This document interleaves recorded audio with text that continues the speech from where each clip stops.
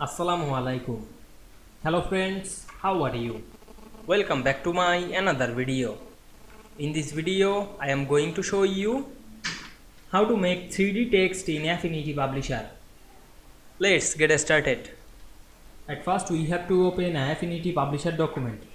Then go to a blank page. Then go to the tool section and select the frame text tool and draw a text frame to this page.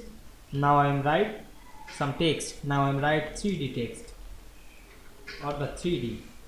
Now we want to make this text 3D. Select the text.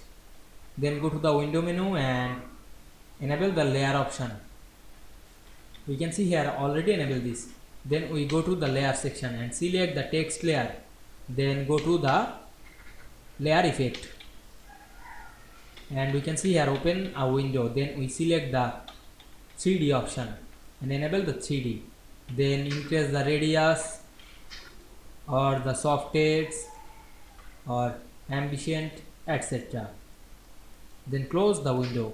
Now we can see we make a text 3D very easily.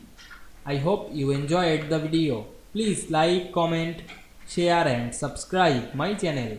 Thanks for watching.